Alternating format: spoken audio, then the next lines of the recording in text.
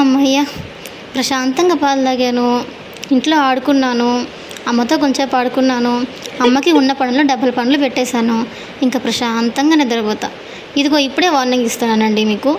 నన్ను ఇప్పుడు కానీ లేపారంటే మళ్ళీ నిద్రపోవడానికి ఒక 3 గంటలు పడుతుంది. నేను నిద్రపోయినప్పుడే కదా మీరు ఏదన్నా చేసుకుంటారు. నన్ను నిద్రపోనిచ్చి మీరు పని చేసుకోండి. నా జోలికి రావద్దు మీరు ఒక 3 గంటలు. ఇప్పుడే చెప్పేస్తున్నాను, నన్ను చిన్నగా కదిలిచ్చినా నేను లేస్తాను, ఇంక రాత్రి వరకు నిద్రపోను. అదిగో ఇప్పుడే చెప్తున్నాను కదా మీకు.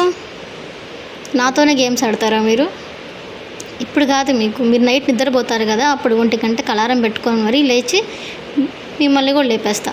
రేపు పొద్దున ఆఫీస్. అరే మళ్ళీ లేపుతావు డాడీ రేపు. అరే రే, ఒక పక్క చెప్తున్నా, అదొక మళ్ళీ ఒక పక్క చెప్తున్నాను కదా లేపొద్దని. నేను చేసే గోలకి నిద్ర లేక అయ్యోయ్యో మళ్ళీ లేపుతావే నన్ను. మమ్మీ చెప్పు నువ్వైనా, డాడీకి నా గురించి అర్థం కావట్లేదు, నా సివియారిటీ ఏందో తెలియట్లా డాడీకి.